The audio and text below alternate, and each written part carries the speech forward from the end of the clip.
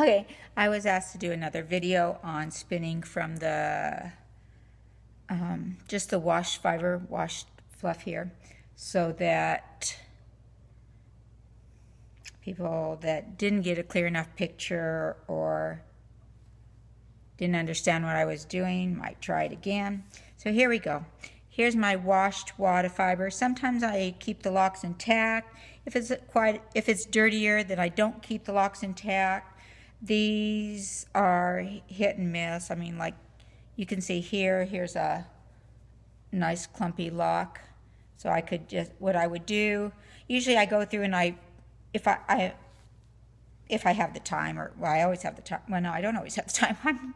I have quite a store of fiber though, so it's not like I'm ever rushed to use stuff to get something out. If I find a lock, I will. Does this zoom? Woo! How do you like those big fingers?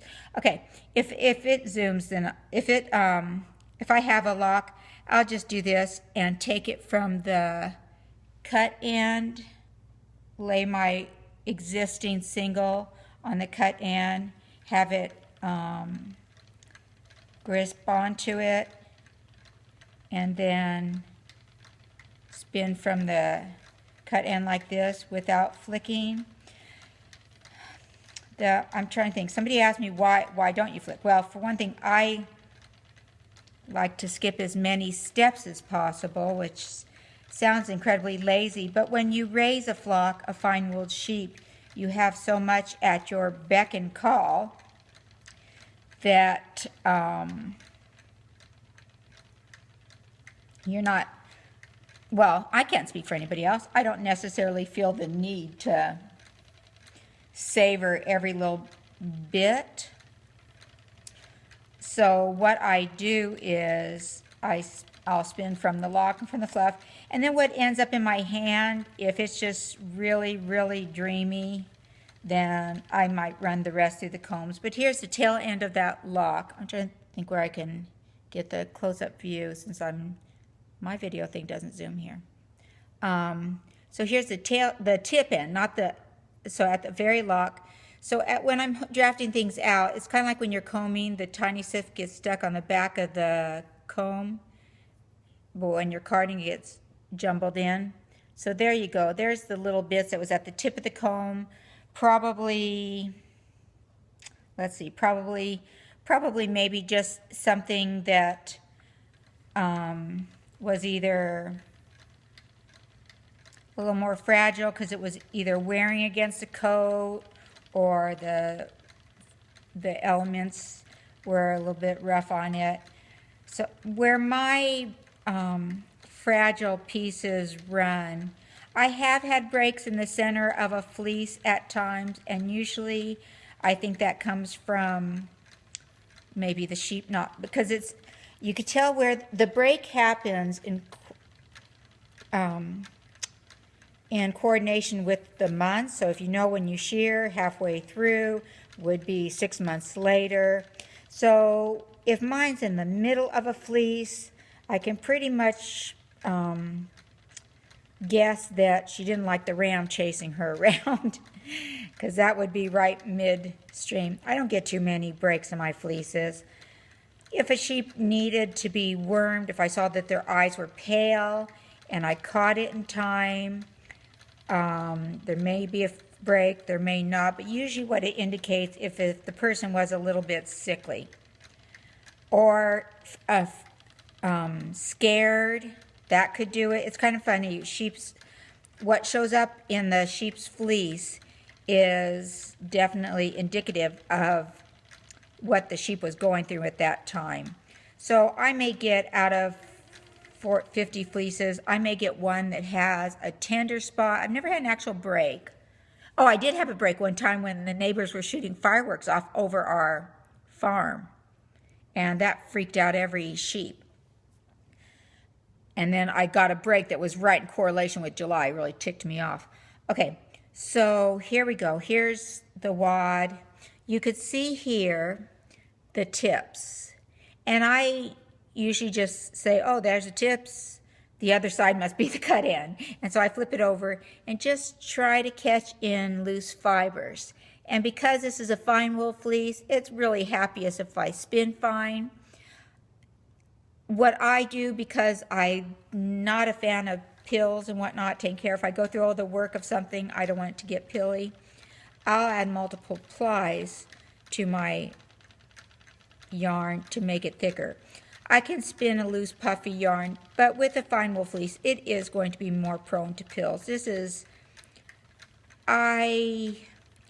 Everything I spin is pretty much next to skin soft because I raise cornrows, but also because I just like the feel of drafting it between my fingers. I've bought so many lovely long-wooled fleeces, and I had BFLs for a while that are soft, but still not as soft as my cornrow. So I have a tendency to just admire them from afar in my in baskets. So here, I just wanted to show, because I was requested, this looks like a mess, and it looks like you wouldn't get an even spin, but because I'm letting it draft out, you can see it's a pretty even spin. I'm letting it draft out on its own, and really with fine wools, it is the flicking or carding or combing, anything too fast, too aggressively, that causes the fiber to spring back on itself. This, I have found, is the best way to get a perfectly even or perfectly smooth, non-noily, neppy fiber out of cornrow. And for me, it's an absolute joy because I just love feeling that crimp stretch between your fingers. And because it's fuzzy, baby soft, it's a kick. Now, I want to tell you, I really know about what happens with curly fiber, because this is my, can you see? Let's see, can you see? This is my hair.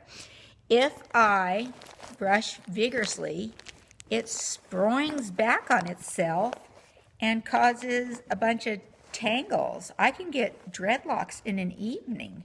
I have to put my hair up in a rubber band if I don't want a wad of knots at the base of my neck. And it's funny because I really think, I'm sorry, I'm monkeying with you there. I really think that having curly hair has given me the ability to understand why my fleece does what it does. But the best for if you don't have kinky hair, if you don't have a child with kinky hair, if you don't ever work with kinky hair, the best way to describe why curly hair gets neps and noils is like curling, the kind of ribbon that you pull with your scissors and cause it to coil up. That's exactly what you're doing if you brush too quickly. Here's another lock, and here's the end. So I'll just grasp some of this fuzz and let it catch on. It's exactly what you're doing if you're brushing quickly or combing too vigorously or carding vigorously. Now with carding, it's because you're not, like I said, I had some kind of a little bit fragile, a little bit of tippy part that stayed in my hand because as I was holding it, any knots ends up in my the hand with the fiber source. If you pull that, when you brush it, you end up leaving all that in, or any second cuts that you might otherwise choose to flick out like this. That's how I flick as I draft. I just take my finger and flick. Carding just bundles it all in. And you know, I watch third world country videos, and that's pretty much how I decided to start drafting like this, because when you're spinning with a rock and a stick or a potato and a stick, they don't have fancy tools to do all the combing and carding. They just draft from this, and then you draft fine and you pull out the crimp in your fingers, and that's, I believe, how they get away with not having to card and comb, because they're not getting those nips. So the curling scissors, you have your thing of curling ribbon, the little ridgy type ribbon. You pull it, scissors, and it goes, and it makes a fluffy bow for your package. That's exactly what you would be doing if you went with a flicker or a brush or something too quick. It'd go and make a wad. So if you haven't done this before, try it. It is a joy. It's a joy if you like it. It's misery if you don't. But I get a real fine spin. Real fine spin. If you want a fine spin, I could spin thicker, but this is my pleasure place. And it's what this fiber happens to like. There you go. Let me know. This fleece is actually, I washed it the other day, and this is actually a 5-year-old fleece. Because I store it in the lanolin, it's protected, it stays nice. I haven't had wool moths. If I ever have wool moths, I'll just chuck the fleece. Not worth it to me to save, because I do have a ongoing source. So there you go. I hope that helps the ones that requested it. Bye.